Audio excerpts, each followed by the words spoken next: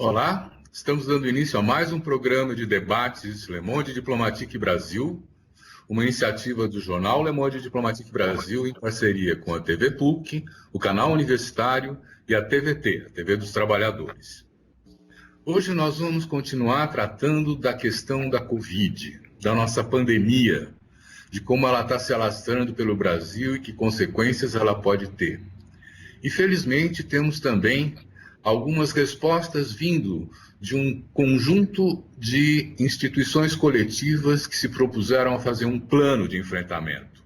Tudo isso nós vamos tratar hoje e para isso nós convidamos duas especialistas, que eu agradeço a presença. Eu quero apresentar para vocês a Lúcia Souto, que é uma médica sanitarista, ela é doutora em saúde pública, ela é pesquisadora do Departamento de Direitos Humanos, Saúde e Diversidade Cultural da Escola Nacional de Saúde da Fiocruz e é presidente do CEBS, Centro Brasileiro de Estudos da Saúde. Obrigado, Lúcia, de estar com a gente. Obrigado, Silvio. Bom dia. Bom dia. Bom dia também, Lígia. Isso. Bom dia. Bom dia, Lúcia. Contamos também com a Lígia Kerr, que também é médica sanitarista, que é doutora em Ciências pela Universidade de São Paulo, é professora titular aposentada da Universidade Federal do Ceará e é também da Abrasco, Associação Brasileira de Saúde Coletiva. Muito obrigado também por estar aqui, Lígia. Eu que agradeço.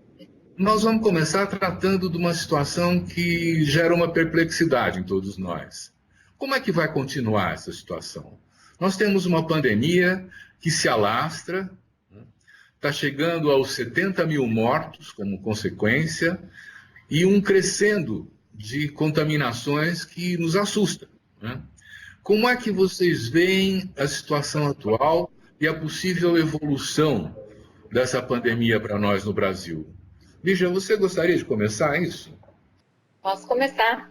Obrigado. Bom, como você mesmo falou, nós estamos chegando hoje na casa dos 70 mil mortos.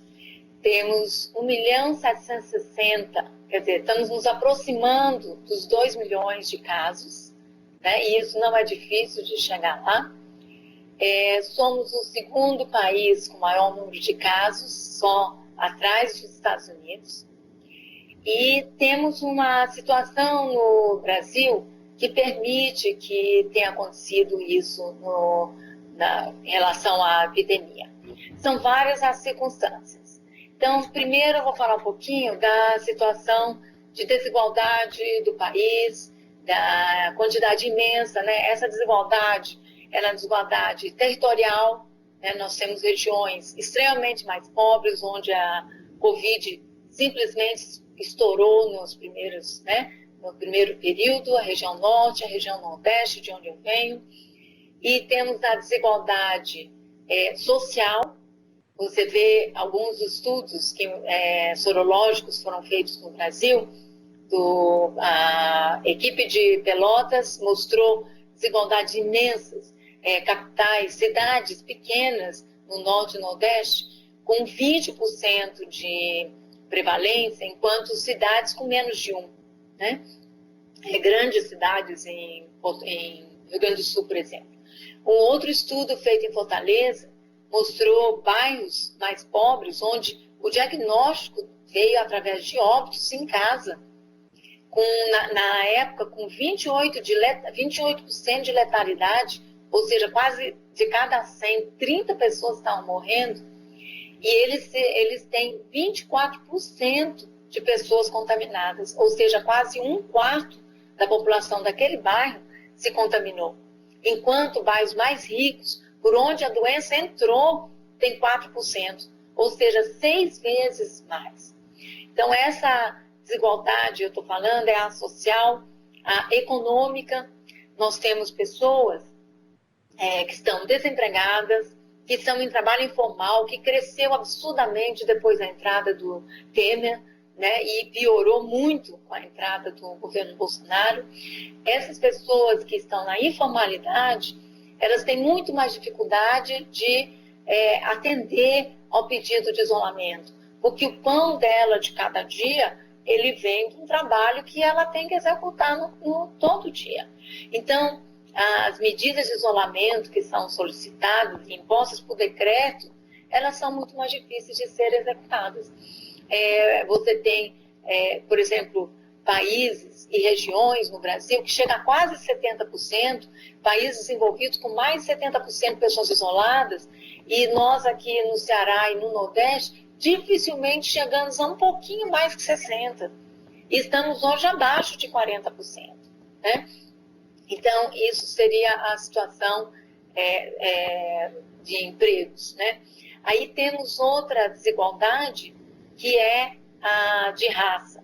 Então, pessoas mais pobres, as pessoas negras, né, ou mulatas, ou pardas, têm muito mais chance de adquirir e muito mais chance de morrer do que uma pessoa branca. Então, isso é a desigualdade de raça no Brasil. E a outra, das etnias. Né? Essa epidemia, ela corre o risco de destruir completamente alguns grupos indígenas. Que você pergunta, como que alguns grupos desses ainda tão isolados, eles estão sendo atingidos? Através dos garimpeiros e grileiros. Então, eles entram e invadem essa terra, essas populações têm muito menos contato com esses vírus anteriormente e muito menos chance de resistir à Covid. Então, a taxa deles de mortalidade tem sido 5 vezes mais alta. E outra coisa que além de outras, né, questões que eu gostaria de falar, é que a atuação do governo federal permite que isso aconteça ao desmoralizar e banalizar essa doença. Né? Então, quem que não lembra da frase, né? É só uma gripezinha, né? E daí? E o desleixo dele, né? E daí? O que eu vou fazer? Né? A outra, eu não sou nem coveiro, né? Então, o que eu vou fazer? Aí, é que nem uma chuva, vai cair em cima de todos nós.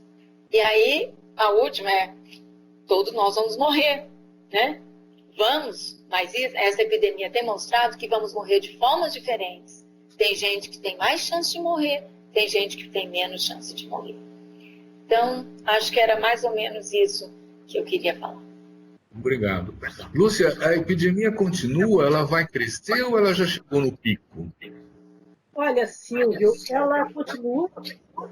Isso é que é a grande situação gravíssima do Brasil, porque nós temos, como a Lígia estava colocando, nós temos assim um governo completamente genocida, né?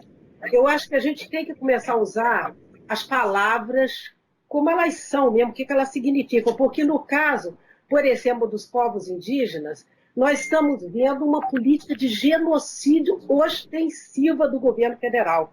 Já há até uma denúncia a organismos internacionais com relação a essa política de genocídio. E, além do mais, eu acho que nós temos também, além dessa epidemia que continua, isso aí está sendo colocado, apontado por todas as pessoas especializadas na área, nós temos uma confusão proposital do governo para criar um caos, para criar realmente uma realidade de confusão no país inteiro, porque não há nenhum alinhamento. Você não consegue ter o país, a nação alinhada em torno de um plano de enfrentamento de uma situação sem precedentes, porque nós estamos vivendo uma crise sem precedentes do ponto de vista sanitário, econômico, social e político, porque essa falta de alinhamento que o governo não faz, porque ele se recusa a esse papel, é agravado e exemplificado com a questão de uma ocupação, por exemplo, militar do Ministério da Saúde. O Ministério da Saúde, que deveria ser a grande liderança diante, por exemplo, do Sistema Único de Saúde, essa articulação das 3 esferas de governo não está fazendo isso. Ao contrário, no dia 3 de julho, que nós estávamos lançando o plano de enfrentamento da Covid, nós víamos o governo lançando protocolos de medicamentos com relação à doença, que a gente sabe que não tem medicamento, não tem vacina, e, portanto, as medidas que deveriam estar sendo lideradas pelo governo que é o isolamento social, o governo não tem feito. Então, a comunicação com a sociedade, a ocultação dos dados, que é outro ponto que a gente precisa ressaltar, só na época da ditadura militar é que algo parecido foi feito quando houve o ocultamento das informações sobre a epidemia de meningite meningocócica. Agora, o governo federal oculta as informações sobre a pandemia a ponto dos órgãos de imprensa terem que fazer uma coisa paralela para poder informar a população, que é precário, porque, na verdade, os dados mais sutis e mais que todos os pesquisadores precisam estão sendo negados pelo Ministério da Saúde. Então, é uma situação de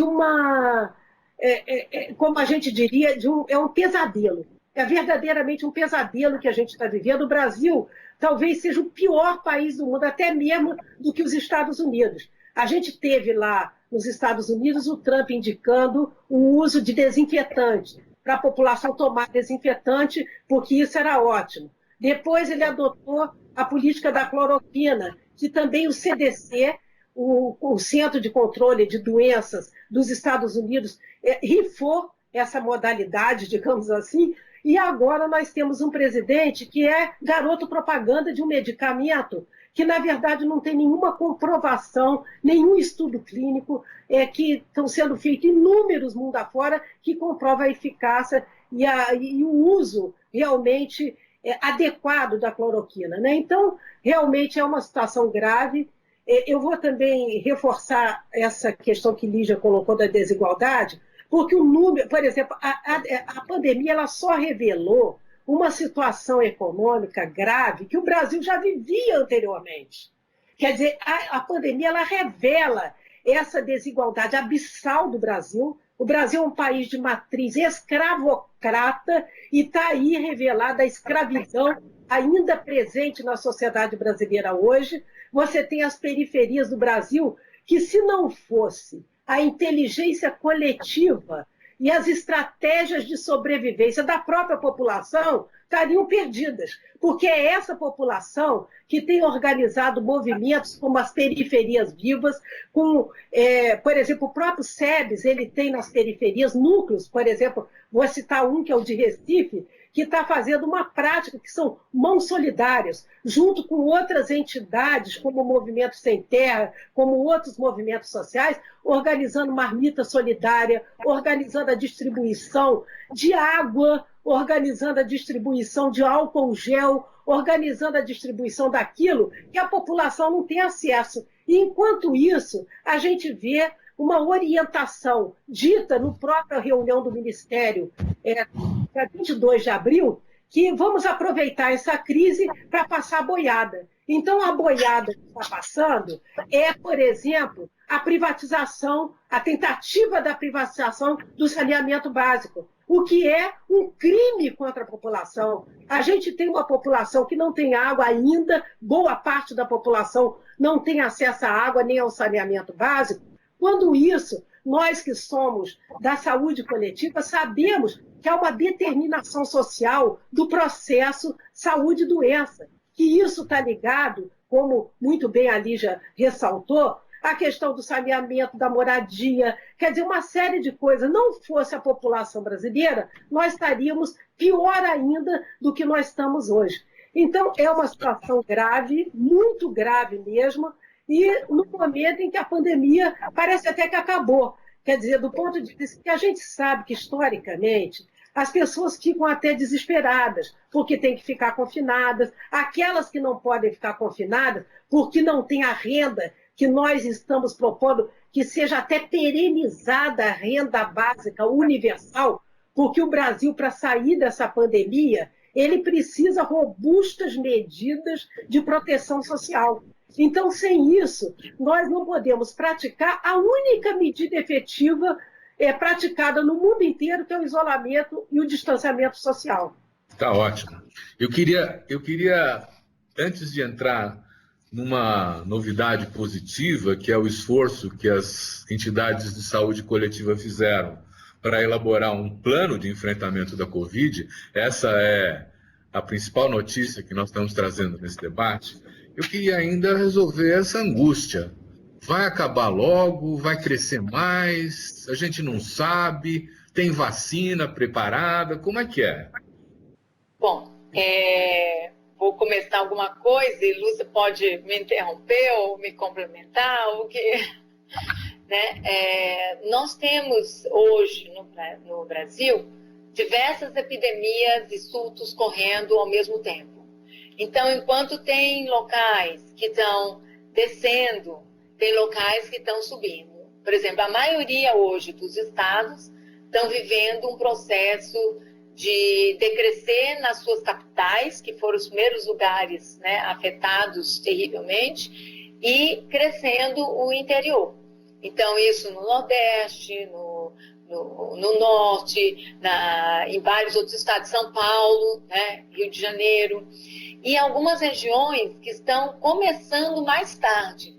Eles têm menos acesso a voos internacionais, têm menos acesso. Então, elas ficaram um pouco mais isoladas e elas têm um nível socioeconômico mais alto. Então, quando tem um nível socioeconômico mais alto, você se isola mais e você reduz e retarda a epidemia. Só que eu acho que eles achavam que não ia chegar, né? E agora está bombando no sul do país, está bombando na região centro-oeste. Então, nós temos vários momentos. O que pode acontecer? Então, tem lugares que estão ainda com a prevalência muito baixa.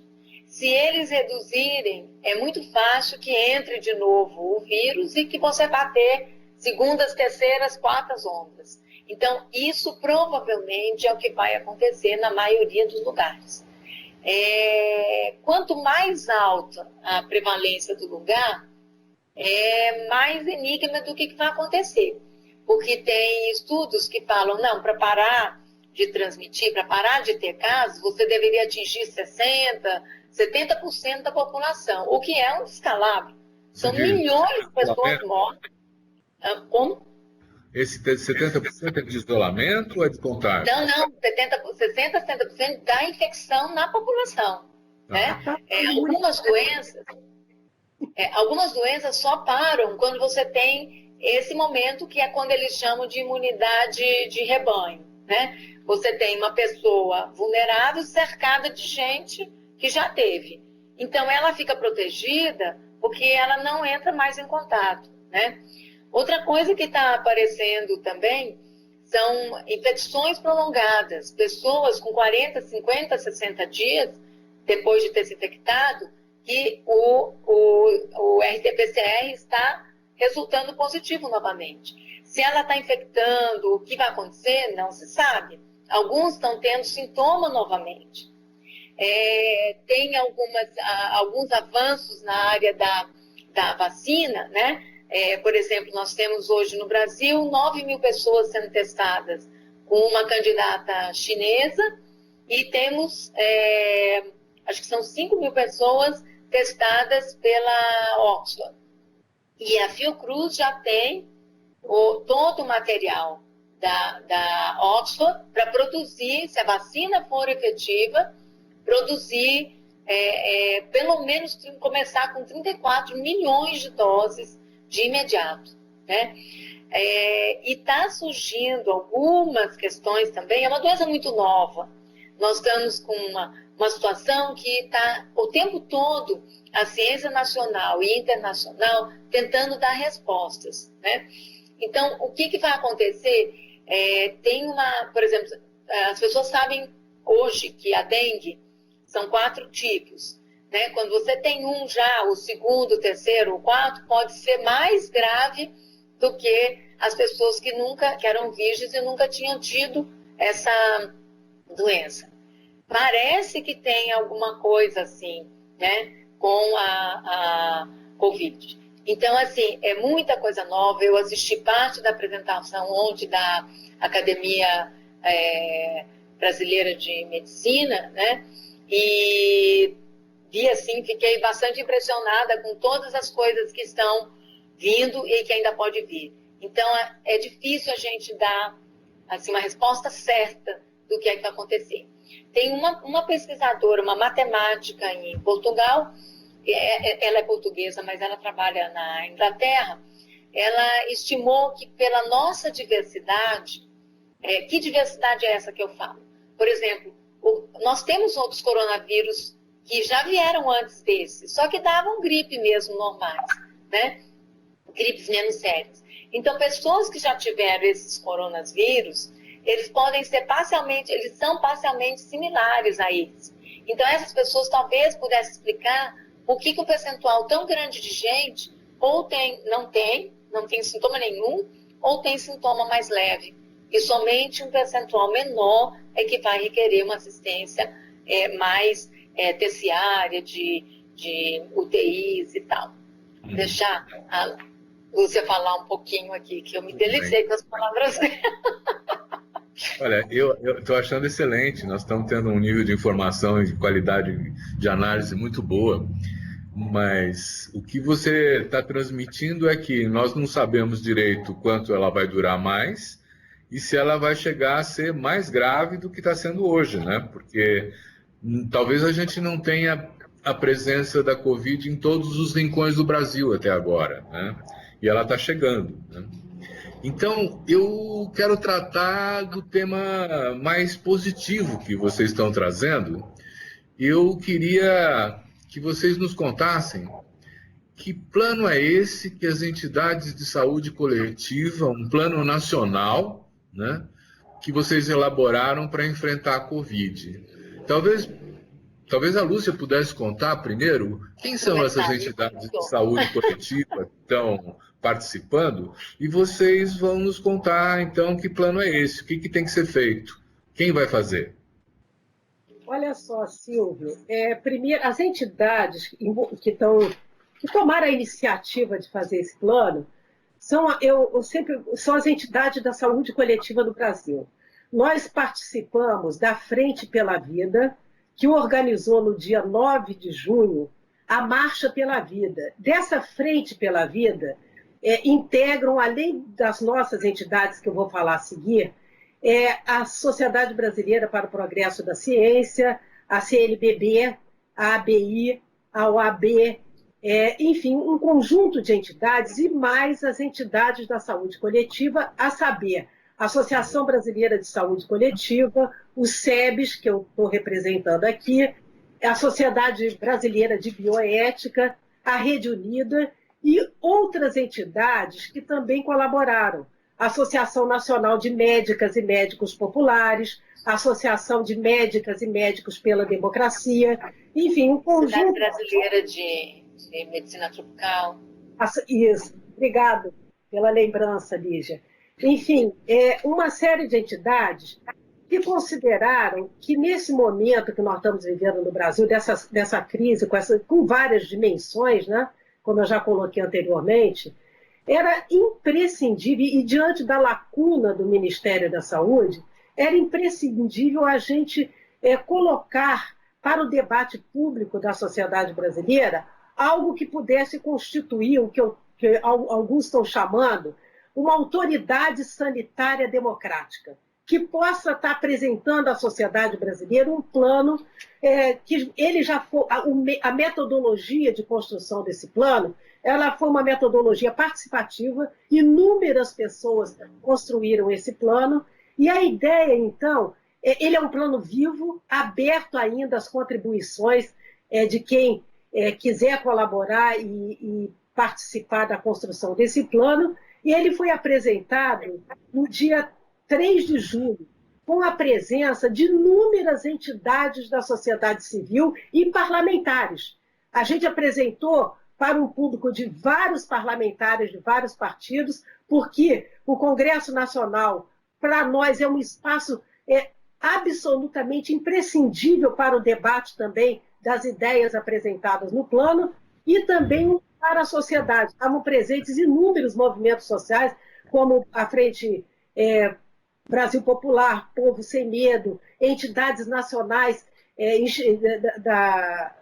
como o IBGE, como a Associação dos Servidores da Fundação Oswaldo Cruz, como a Internacional dos Servidores Públicos, enfim, a CUFA, a Central Única de Favela, enfim, inúmeras entidades, inclusive tivemos também a presença do João Pedro Stedley, porque, para nós, esse documento, que tem, na verdade, 60 páginas e 11 pontos que a gente toca, desde a compreensão da pandemia como algo complexo, não é apenas um agente etiológico, um agente patogênico, mas ele é fruto de uma série de dimensões complexas, né?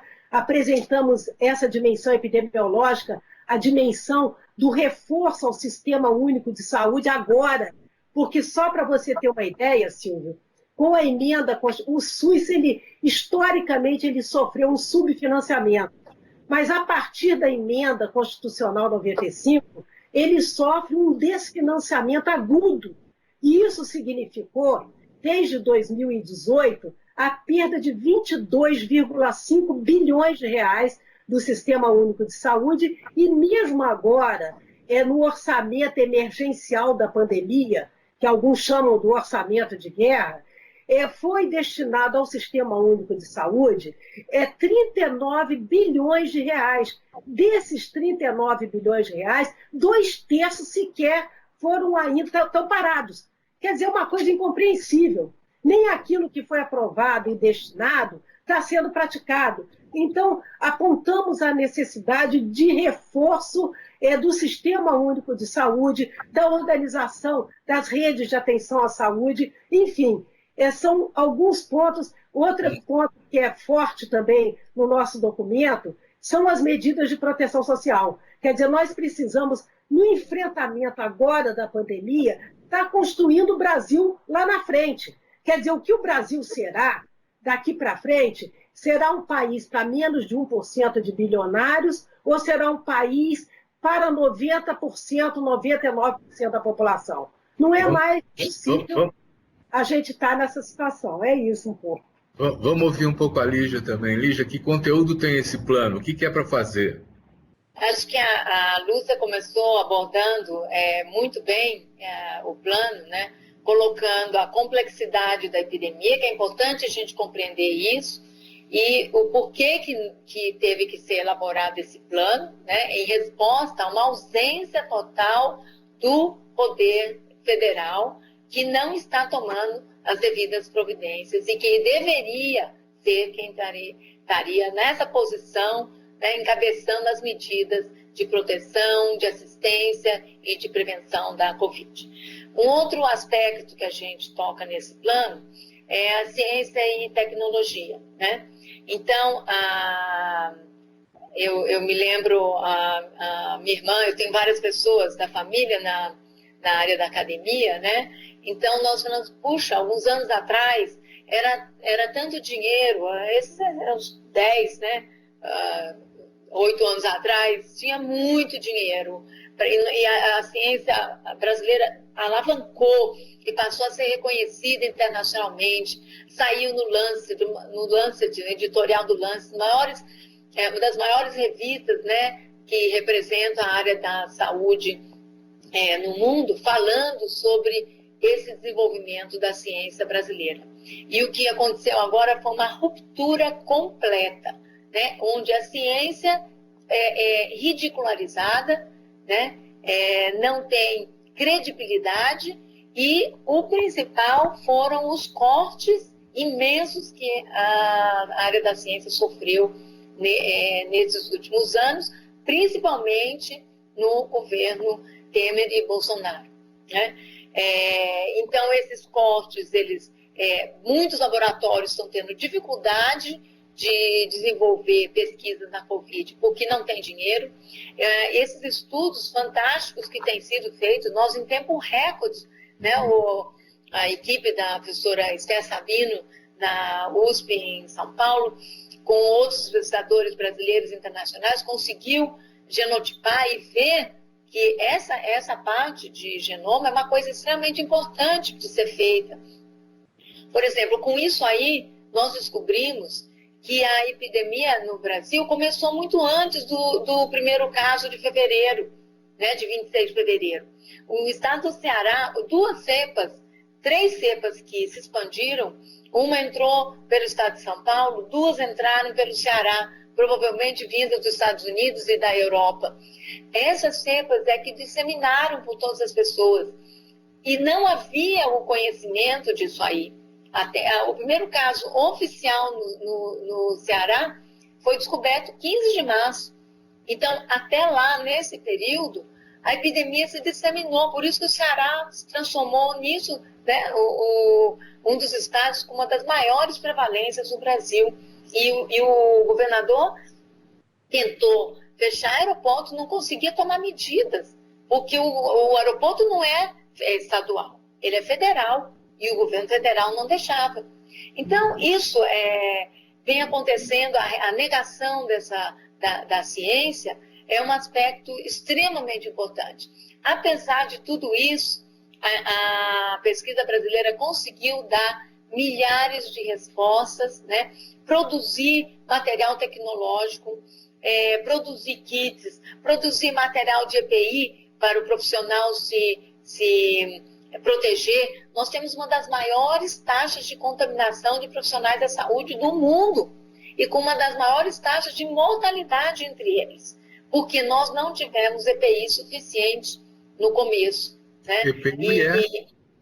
EPI, equipamento de proteção individual. São as máscaras para o profissional de saúde especiais, a N95, aquele equipamento, aquele escudo, né, que bota no rosto, transparente. Nós não tínhamos, eu não sei se vocês lembram, passando, né, na imprensa, pessoas abrindo as universidades para produzir impressoras 3D para fazer aquela partezinha que segura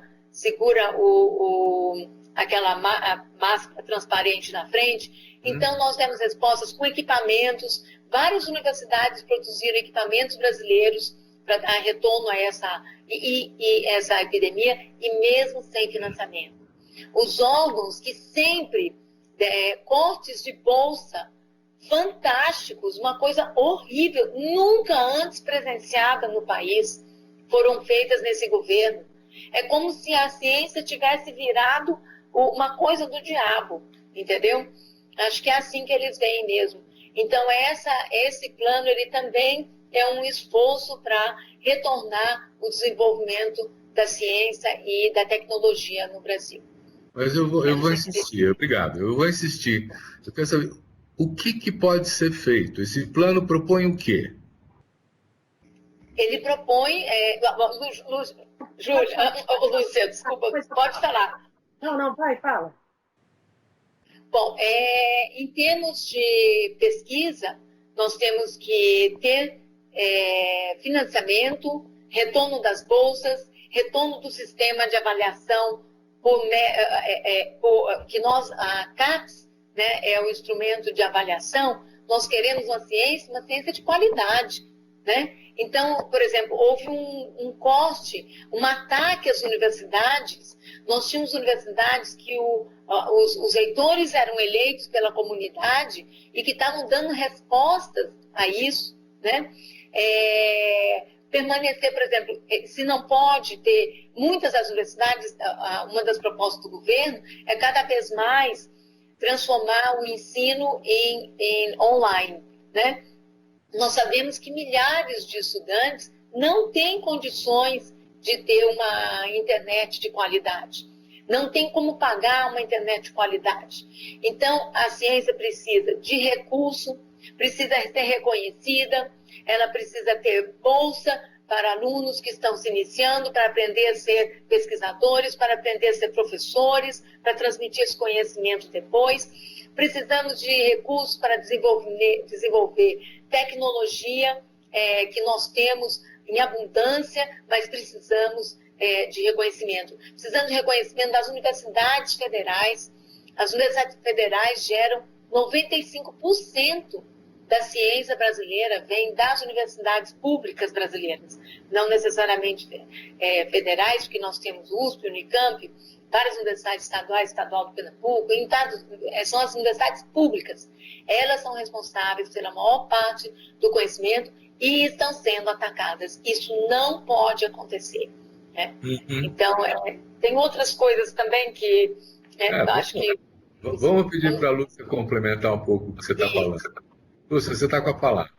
Olha, eu acho que também o plano ele tem uma série de recomendações em cima de uma análise que são 8 ou 9 pontos. O 11º ponto do plano, eles são recomendações ao governo federal, inclusive uma recomendação de que ele assuma um plano de enfrentamento da Covid, porque nunca é tarde, porque ainda, como a pandemia não acabou, ainda há tempo, porque qual é o objetivo do plano? De proteger e salvar vidas. Porque muitas dessas mortes que foram colocadas pela Lígia, por exemplo, hoje nós temos já temos 1.700.000 casos, quase 70 mil óbitos, e esse número não precisa crescer mais. Entendeu? Nós podemos evitar as mortes evitáveis, então a ideia é que aqui agora ainda sejam tomadas medidas, que o governo federal assuma o seu papel de articulação das 3 esferas de governo, os estados, os municípios, que repasse os recursos para estados e municípios fortalecerem as suas redes de atenção à saúde, que possa haver a promoção, a prevenção, a identificação com rastreamento dos casos e diagnóstico desses casos, isolamento desses casos nas comunidades e em todos os lugares onde a gente puder estar identificando. Quer dizer, medidas muito práticas, que essa ideia do isolamento, do distanciamento social, ela possa ter uma comunicação mais clara em cima de indicadores, por exemplo, a taxa de reprodução da doença, o número de leitos disponíveis em cada região. Você não pode estar flexibilizando sem ter uma comunicação clara e transparente com a sociedade. A sociedade brasileira é inteligente, ela precisa da informação para poder também ter o convencimento necessário de um lado e de outro medidas de proteção social robustas que possam assegurar a todos praticarem o isolamento social nos locais e nos momentos em que forem necessários. É importante, Silvia, a gente resgatar que vários países do mundo estão em outra situação diferente da nossa. Tem países que realmente estão com os índices com óbitos lá embaixo. Quer dizer, isso mostra que quando as sociedades humanas se organizam adequadamente para enfrentar algo que é necessário para todos, você tem êxitos. Tem países, por exemplo, o Vietnã, se eu não me engano, está com uma coisa ridícula de casos, já podendo entrar numa outra fase. A própria China, a China tem bilhões de habitantes. Quer dizer, como é que naquela população, naquele grupo altamente, uma densidade populacional elevadíssima, consegue ter medidas eficazes de enfrentamento? Como é que... Uruguai, Argentina, né? Uruguai, Argentina, Cuba. Cuba nos últimos 30 dias, Cuba teve 2 óbitos. Quer dizer, então, é uma situação que mostra que não precisaríamos estar trafegando por essa situação da maneira como estamos. Então, as recomendações, elas são ao governo, são recomendações aos vários poderes, ao poder legislativo, ao poder judiciário, quer dizer, e recomendações também à sociedade. Agora, uma coisa é chave, que haja uma comunicação democrática clara com a população brasileira, uma vez que, primeiro, não acabou a pandemia, e segundo, que é necessário estratégias de enfrentamento diferenciadas, porque hoje o que a gente tem são os governos estaduais e municipais assumindo e protagonizando o enfrentamento da pandemia, com a ausência completa do Ministério da Saúde e do governo federal. Então, o plano ele vem no sentido de demandar e ter uma ação das entidades da saúde coletiva para que se assuma esse enfrentamento nacional da pandemia à altura do desafio que nós todos estamos enfrentando e que não é pequeno.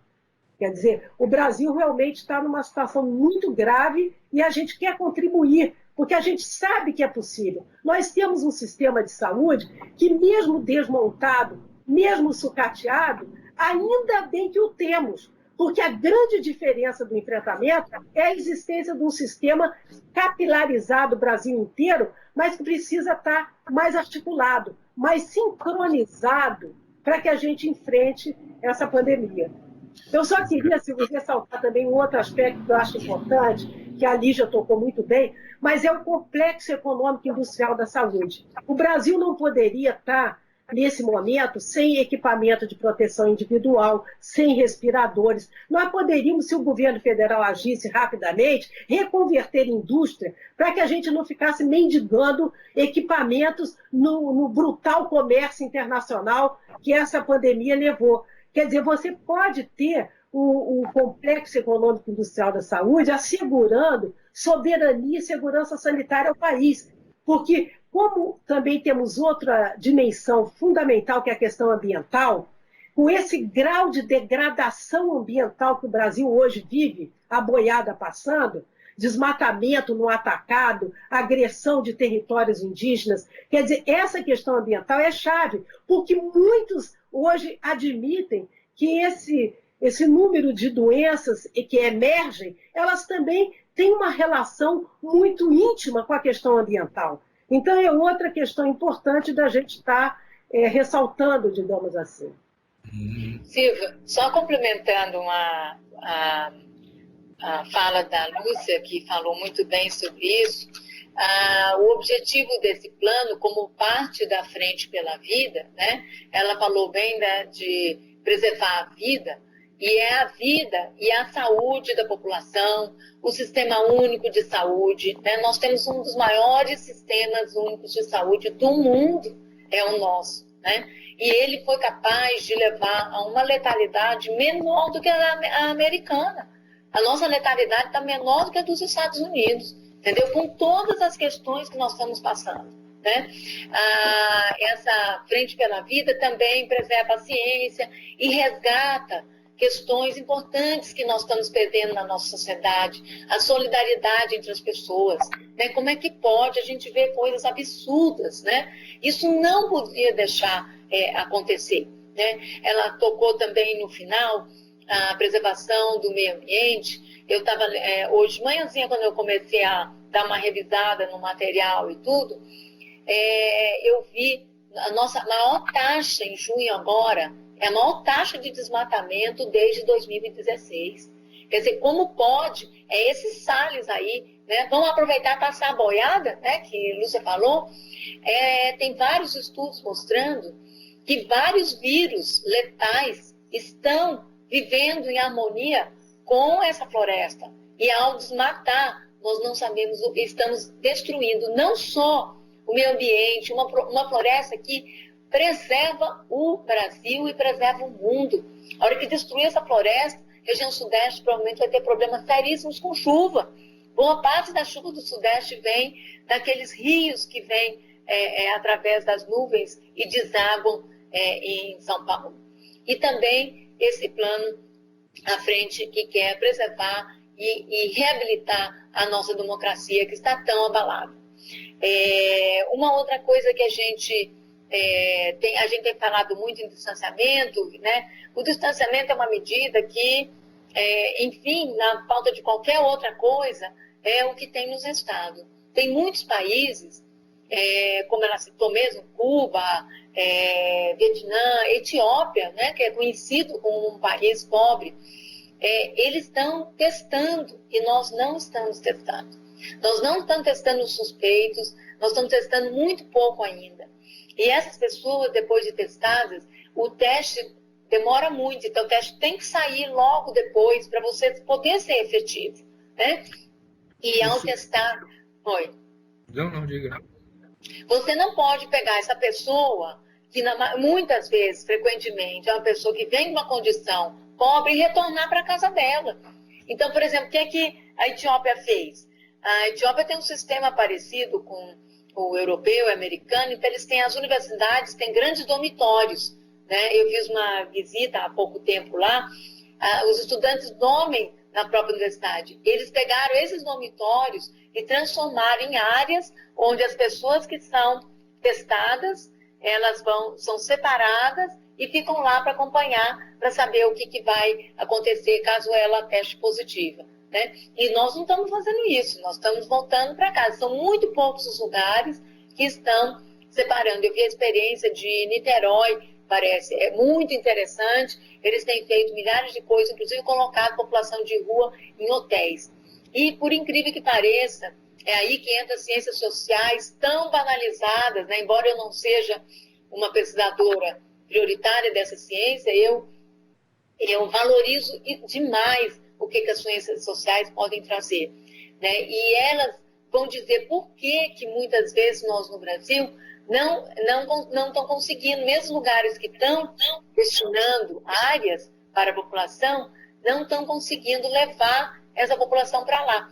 A pessoa tem medo, ainda foram feitos alguns estudos, a pessoa tem medo de morrer sozinha, de ficar presa lá dentro, não poder mais sair. Nós estamos fazendo um estudo, uma coorte, seguindo a ilha de Fernando Noronha, e essas 900 pessoas nós estamos seguindo. Quando foi oferecido pousadas estavam vazias, né? Os estrangeiros foram mandados embora. Tinha gente que não aceitava ir para a pousada, não queria sair de casa. Então, retorna contaminado para dentro de casa. É o medo da solidão, o medo de morrer sozinho. Então, são questões culturais e verdadeiras que estão acontecendo, né? Deixa eu entrar. Nós estamos chegando perto do fim do nosso programa. Essa conversa é boa, ela vai rápida, né? E houve a decisão de que em novembro adiaram-se as eleições, mas nós vamos ter eleições municipais em novembro. E ao que tudo indica, o que vocês estão apontando é que o nosso problema epidemiológico e sanitário vai continuar. Então, eu queria que vocês fizessem algumas recomendações para as próximas prefeituras, porque elas estão no território, elas que têm esse contato direto com a população, né? E vão ter que se haver com a questão da pandemia. O que vocês querem recomendar? Eu daria, vamos dizer assim, 2 minutos para cada uma de vocês terminar a sua fala. Essa é a última fala, agradeço. E vocês, por favor, façam então essas recomendações. Quem que começa? Posso começar. Então, bom, eu acho que uma das primeiras recomendações que a gente poderia fazer para as prefeituras e para esse processo político brasileiro é que a saúde não é marginal. Quer dizer, nós temos que compreender que a saúde é um eixo estratégico de desenvolvimento do Brasil e todas as prefeituras não podem mais tratá-la como uma questão secundária. A gente já sabe que, por todas as pesquisas, que a questão da saúde ela sempre ocupou um lugar muito importante, porque é uma questão da vida das pessoas, do bem-estar, da qualidade de vida. Então, eu acho que a questão da saúde é fundamental. Mas como nós compreendemos, nós da saúde coletiva, do campo da saúde coletiva, que a saúde ela é fruto de toda uma questão de um processo que tem uma determinação social enorme, uma primeira coisa é como é que a gente vai, e aí o governo também, porque essas eleições elas podem ter até um tom nacional. Quer dizer, como é que a gente pode estar também construindo políticas de bem-estar social no Brasil. Nós não podemos abandonar a Constituição Federal de 1988. Quer dizer, um sistema de proteção social fundamental, e isso se reflete nos municípios. Claro que os municípios vão depender de recursos federais, tanto na saúde como para as políticas de bem-estar social, mas podem também ter uma ação política coordenada, como, por exemplo, o Consórcio do Nordeste. O Consórcio do Nordeste é hoje um exemplo, é exemplar. É exemplar do ponto de vista de como é que estados e municípios podem adquirir mais potência no lidar com as questões prioritárias do país. Então, acho que essa ideia também de uma ação consorciada dos municípios junto com os estados é outra questão que pode ser trazida pela experiência concreta, nada é teórico. Essa é a vivência que nós estamos tendo no país e esse exemplo do Consórcio do Nordeste, Eu acho que é muito importante. E mais, eu acho que a questão da democracia. O Brasil está vivendo uma situação de muita afronta ao processo da democracia mesmo, e acho que nós que construímos essa questão do direito, da saúde como direito universal de cidadania, né? Nós também consideramos nesse processo de luta que saúde é igual à democracia. Então, radicalizar a democracia participativa. Eu acho que essas eleições das prefeituras, elas têm que ter um mote, digamos assim, que é como a população vai ter cada vez mais participação. Uma gestão cada vez mais participativa, porque ninguém constrói sociedade brasileira nenhuma sem a ampla participação democrática da sociedade brasileira de baixo para cima. Essa é uma experiência nossa da construção da política de saúde no Brasil e acho que isso é um legado que cada vez tem que estar mais presente. Participação, participação, participação. Eu acho que essa é uma coisa fundamental das eleições agora de outubro, novembro, sei lá quando será realizada. Muito obrigado. Lígia. Eu acho que muita gente está falando, né, o tal do novo normal, né? Então, assim, a vida pós-pandemia, como é que ela vai ser, né? Então, ela tem várias coisas que podem acontecer. Um movimento de extrema-direita pode crescer por causa dos medos, né? A gente sabe que o pânico, o medo, a insegurança leva a movimentos conservadores, mas eu ainda acredito que a gente pode rumar para um plano mais democrático, mais solidário, e a gente deveria pensar, eu não sei quantas pessoas já pensaram nisso na epidemia, e que ela deveria ser esse momento de reflexão, que a maneira, o modo... primeiro, o que o capitalismo diz que nós precisamos? Nós, na realidade, não precisamos. Nós podemos ficar aqui 2, 3 meses, né, fechados, podendo muita gente trabalhar do seu próprio local, consumir muito menos do que nós consumimos, destruir o ambiente muito menos do que nós destruímos. Então, nós temos que buscar um outro pensar desse mundo. Se nós observarmos, 60% das doenças infecciosas que nós temos hoje no mundo, elas vêm dos animais, e principalmente 2/3 dos animais selvagens. Então, a maneira com que nós estamos destruindo os habitats desses animais é que estão fazendo com que eles saiam dos seus locais e atinjam o ser humano. Olha, nesses últimos 40 anos, HIV veio de animal, H1N1, Zika, MERS, SARS e agora a Covid-19. E são milhares de outros vírus que estão para vir e podem ser piores do que esse. O MERS e o SARS eram muito mais graves que isso. O Ebola mata 50% das pessoas que ele atinge. Então, nós temos que repensar essa vida nossa e de quanta coisa nós não precisamos, né? E para as eleições, vou deixar 2 estudos, né? Um deles aconteceu nos Estados Unidos. Eles mapearam os lugares que apoiaram o Trump ganhou e os estados que o Trump perdeu. E nos estados onde o Trump ganhou, a população tinha uma dificuldade muito maior de exercer as medidas de prevenção. Uso de máscaras, sabidamente comprovado, o distanciamento físico, eles não executaram. E parte disso a gente viu. O tal do Sun Belt agora está, em 2 semanas, a Flórida quintuplicou o número de casos, né? Então, os trumpistas...